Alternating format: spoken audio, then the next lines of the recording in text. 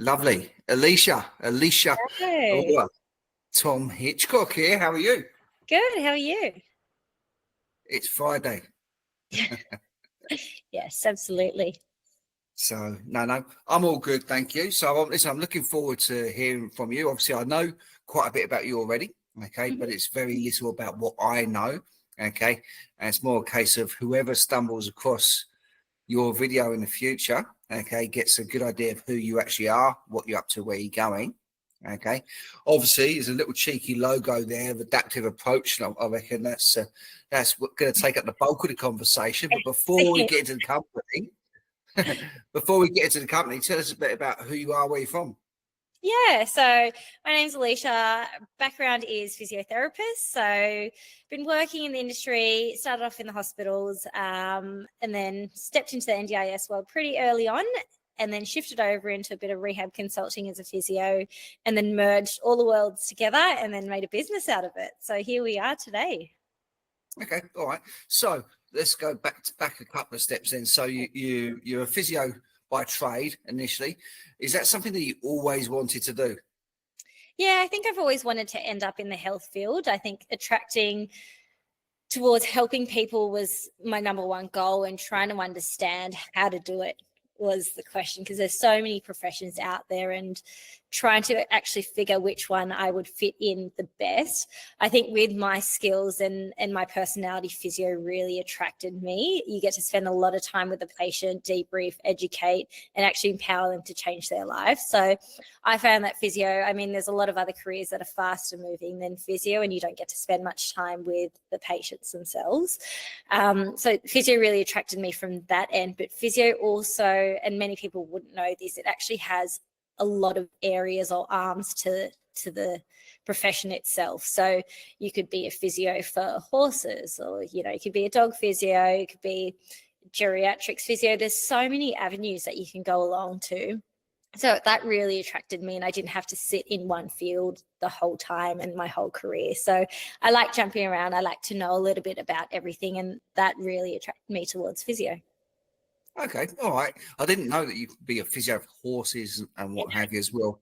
I yeah, not really like many frogs. I wonder people if I could be a frog. do. Yeah, not many people do, and I think you only realize that once you start studying, and you understand the potential that there is, and you do a bit of placement here and there, you get a lot of exposure. But the general public's perception towards physio is a private practice physio who does sports or out on the footy field, and they'll run on and do it. So there's actually quite a lot to physio, and there's a lot to unpack, which makes it an amazing field to sit in. Yeah, okay, all right. And if it wasn't to be physio, so obviously your criteria was I want to help people, it needs to be health, and it needs to align to my skill set, personality. What was the close second? The close second, I still say to this day that I would be a vet if I wasn't a physio. So funny. And I actually say if I went back to uni, I think I would become a vet, and try that avenue as well.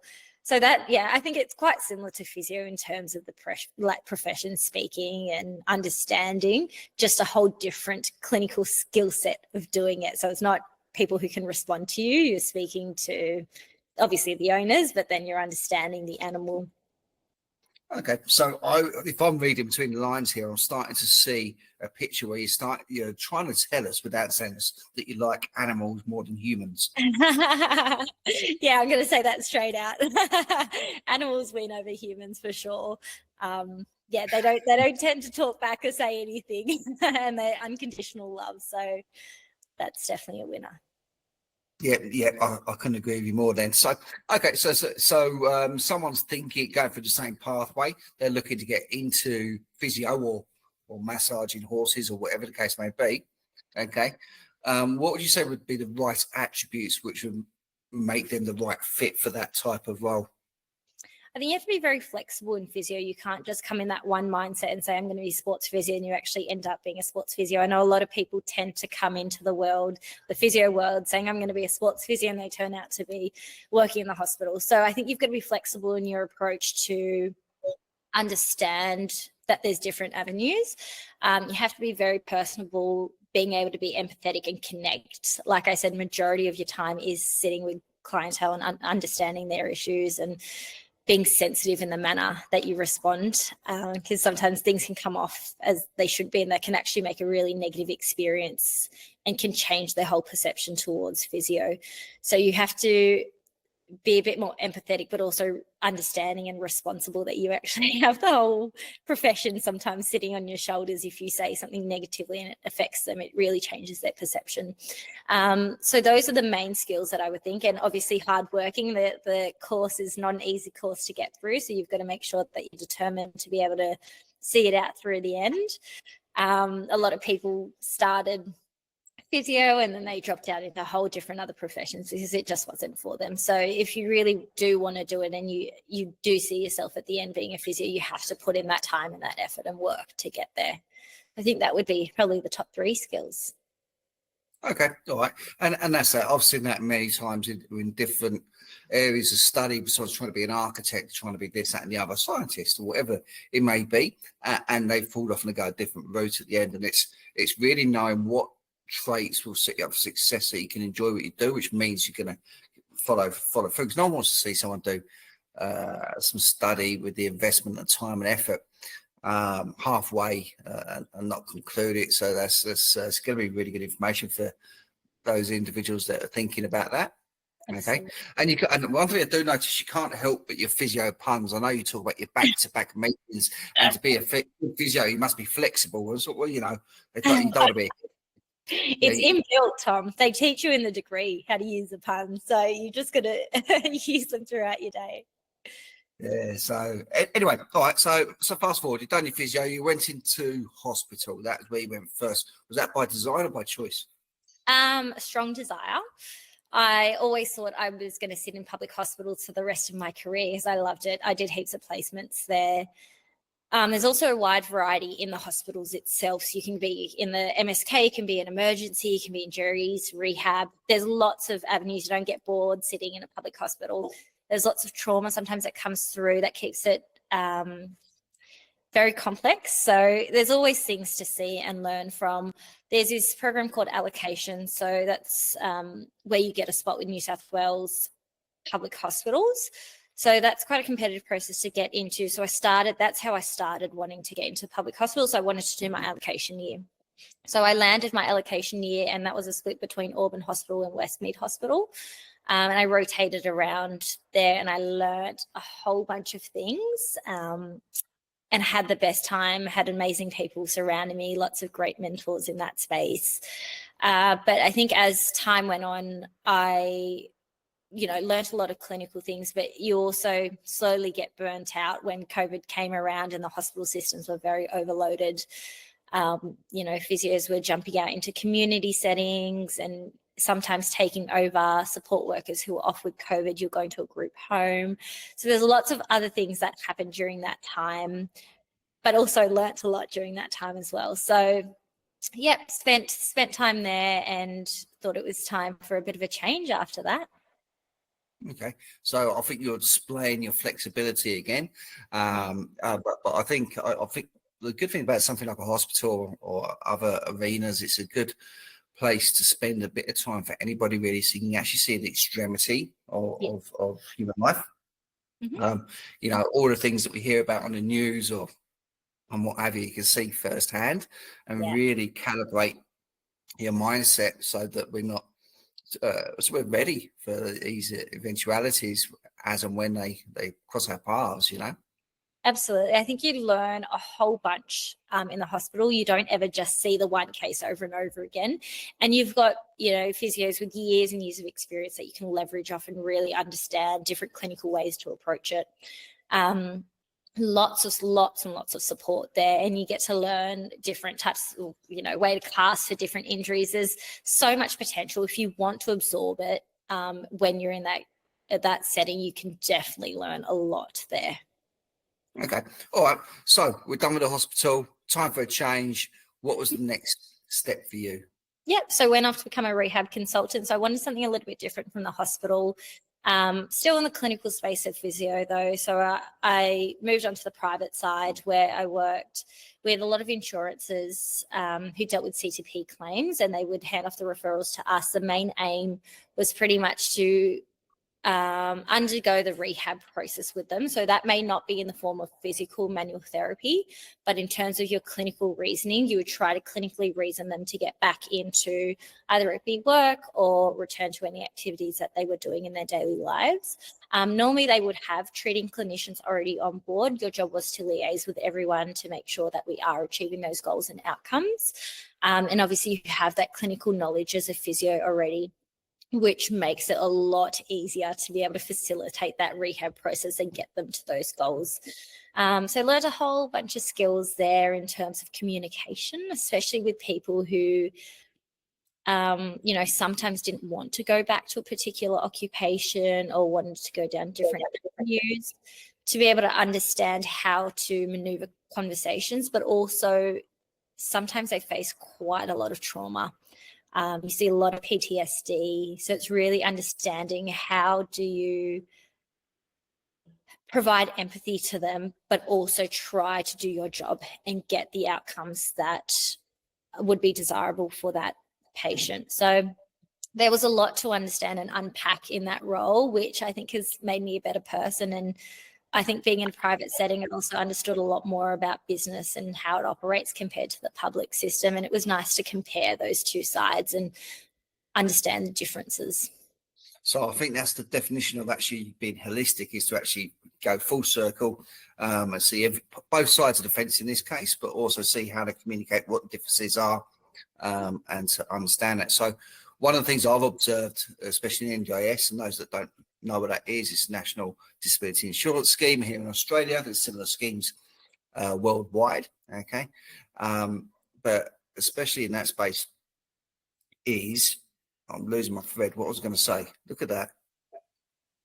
Oh, it's been a long week, hasn't it? It's nearly the weekend. Oh, blimey.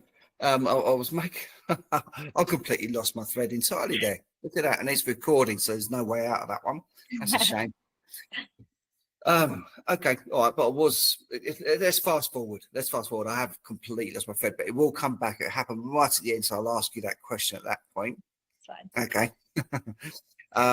So you then decided to set up. Actually, I know what I was going to say. Mm-hmm. Okay.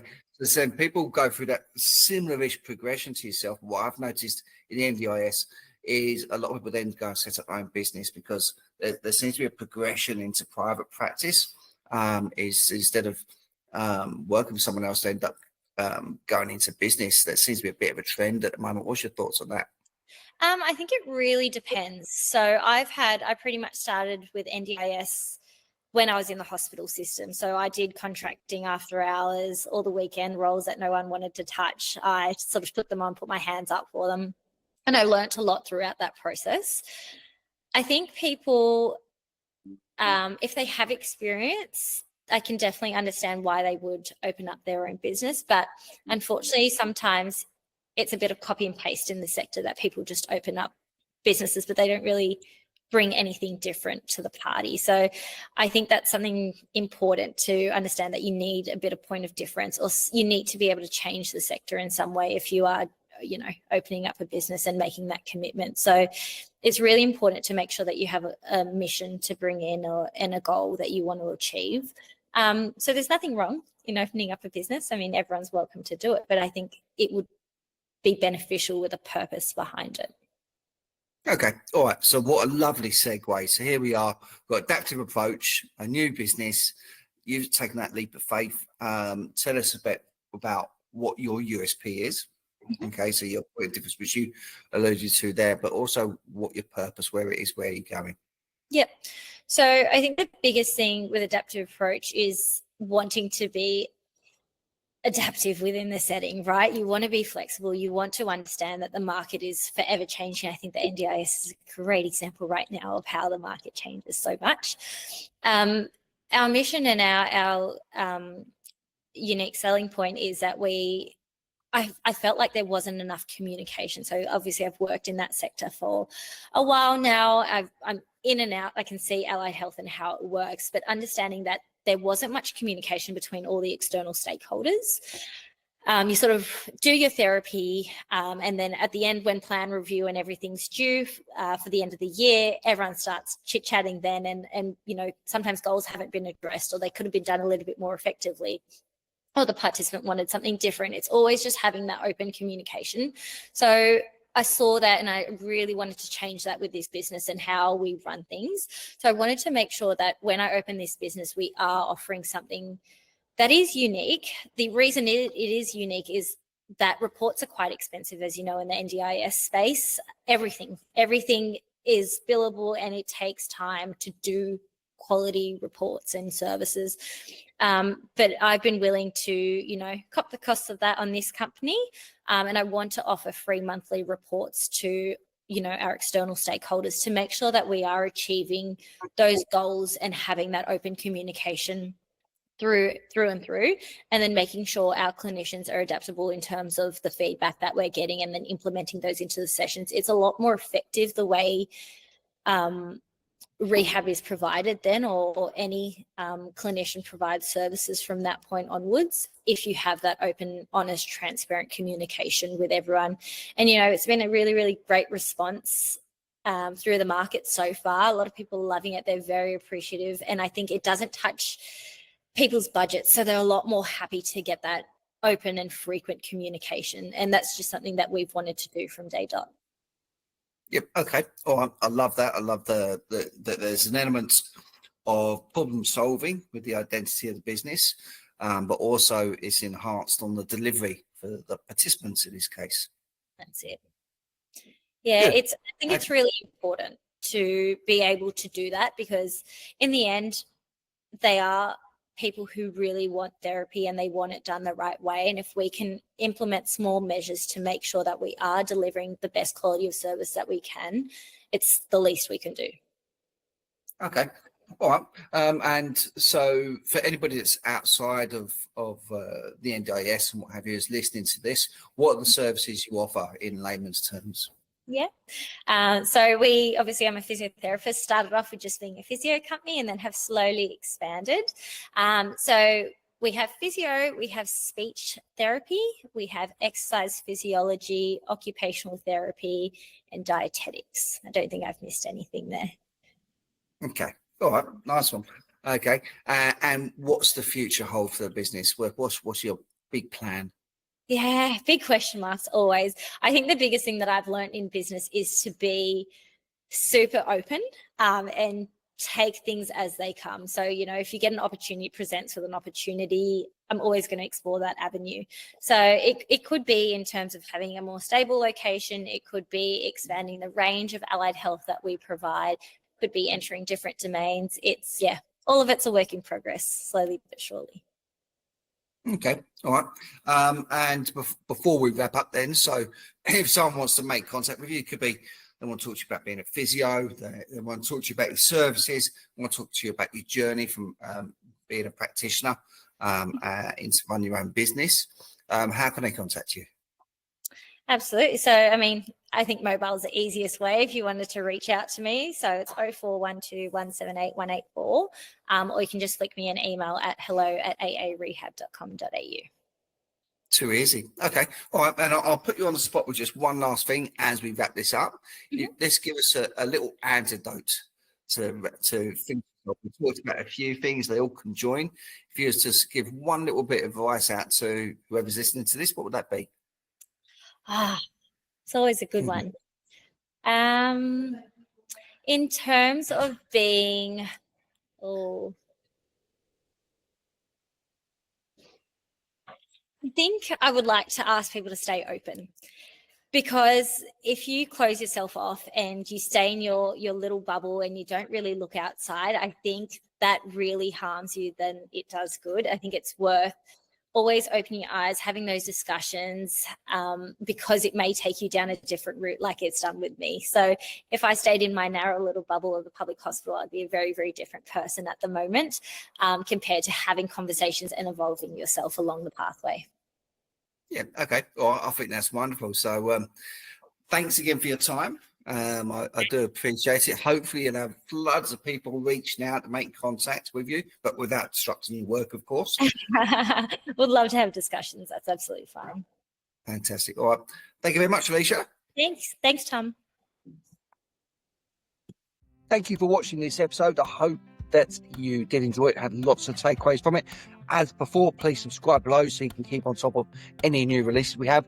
And also, if you would like to have your story told, just reach out with me and I'd love to give you that platform. My best email address is tom@purplepatchconsulting.com. Thank you.